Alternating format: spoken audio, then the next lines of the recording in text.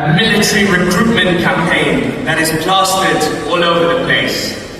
Do you like football? Join the army. It might seem ridiculous, but it is just one example of how militarism is invading all parts of our society.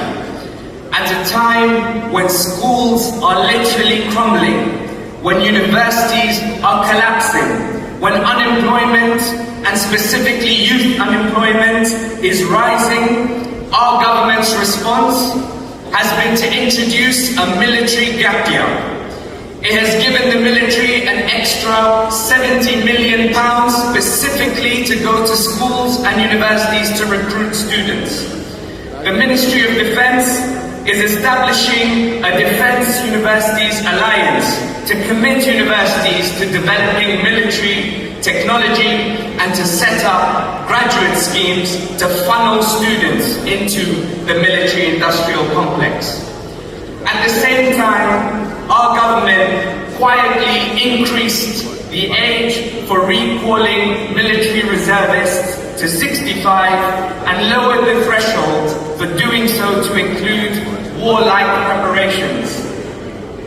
It is not an exaggeration to say that this is the beginning of the reintroduction of conscription, especially when you look at developments across the continent. Every week we are fed with stories about the Russian threat and the need to expand our military. Last month they carried out war games in a bunker under a central London tube station, and they boasted about using the same AI targeting system that has been trained in battle by the United States and Israel in Gaza and Lebanon and in Iran. You know, the one that consistently picked hospitals and schools to be bombed.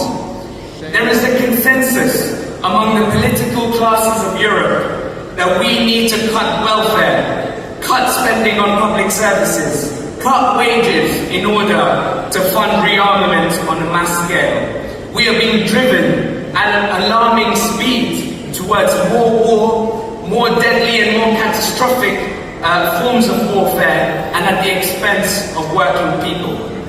And the nationalism that is generated by militarism, the Islamophobia that is used to justify the butchering of people in the Middle East, the authoritarianism that is used to stifle dissent, and the austerity that is impoverishing working people are the driving force of the fascists and the far right across the continent. Right you are.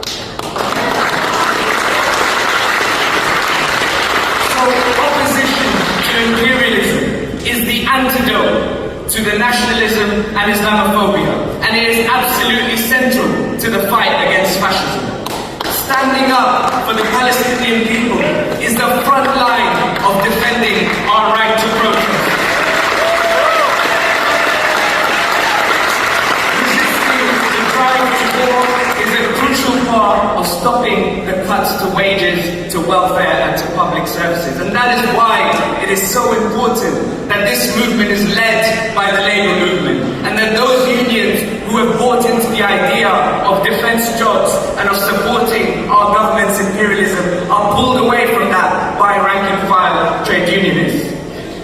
Out of this conference, we are calling an International Day of Action for Palestine on the 10th of October, an International Day of Action supporting the dock workers' action in October, an International Day of Action against conscription and militarism on the 21st and 22nd of November. And today, in this hall and on those days, we are showing the ruling classes that the millions who have marched over the last 2.5 years, the general strikes that have shut down cities, the blockades that have closed down the ports and stopped weapons getting to Israel, the universities that have been occupied and the students who have walked out of schools, all the boats that have joined the flotilla, these are not isolated actions, but they are the components of a united, popular, international mass movement.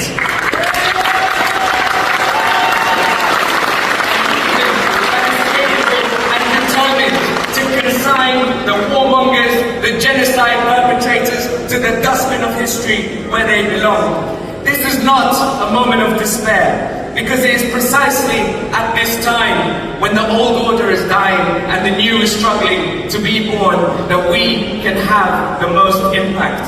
We represent the majority of the people in Europe and the world, and we are carrying on the traditions of people like Rosa Luxemburg and Karl Liebknecht, of the soldiers that mutinied and brought the First World War to an end, of the liberation movements that brought down empires, of the Palestinian people whose resistance was an inspiration to the whole world, of Malcolm X when he said, we want freedom, we want equality, and we want justice by any means necessary, and of the Paris Communards when they declared 155 years ago, nous avons le devoir de lutter et de vaincre. It is our duty to fight and to win. So let's get on with it.